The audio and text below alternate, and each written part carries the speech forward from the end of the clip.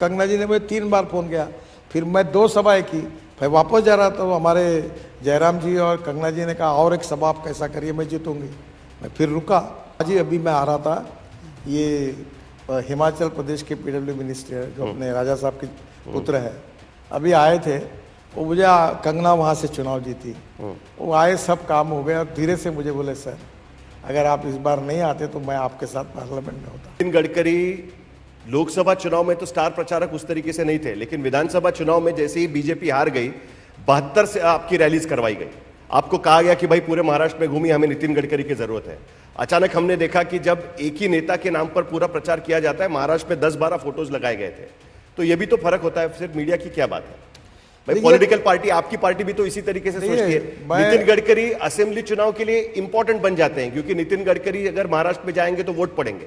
इसके लिए आपको बोला जाता है कि भाई पूरे महाराष्ट्र में जाइए, 72 रैलीज करिए। आपने तो सबसे ज्यादा रैलीज की है। मैंने लोकसभा में भी पूरा प्रचार किया, सब राज्यों में किया। ये जो आज नंबर बताइए, लोकसभा में कितनी की, विधानसभा में? लोकसभा में 90 तक सब पूरा किया। अभी आपको आज ही अभी मैं आ रहा था, ये हिमाचल प्रदेश के पीडब्ल्यू मिनिस्टर जो अपने राजा साहब के पुत्र है, अभी आए थे।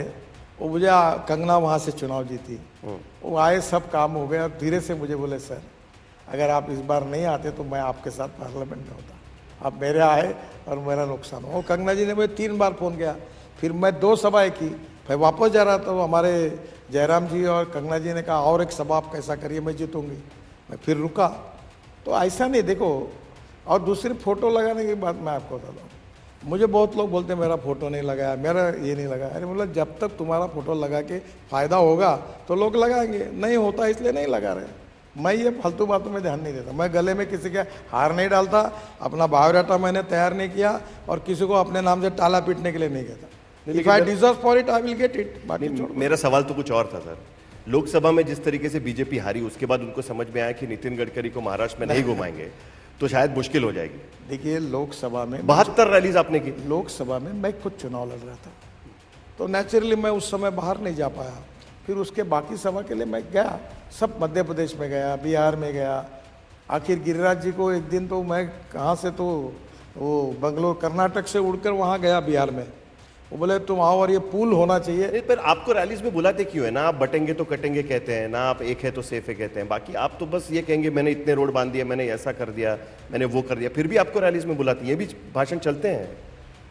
देखिए, किसने क्या बोलना चाहिए, क्या नहीं बोलना चाहिए, लोगों ने क्या सिलेक्ट करना चाहिए, अल्टीमेटली माँ बाप सब जनता है। मेरी अपनी कुछ सोचने की एक पद्धत है, सबकी है। ये बातों में भी दम है, उन्होंने जो कही वो अल्टीमेटली लोगों को चॉइस करना है। एवरीथिंग जो आती है वो जनता के साथ आती है, और जनता बोलेगी कि हमको शास्त्रीय संगीत पसंद है तो पूरे शास्त्रीय संगीत के लाखों गायक होंगे। अब जनता बोलेगी पॉप संगीत चाहिए तो गली गली में वो शुरू हो जाएगा।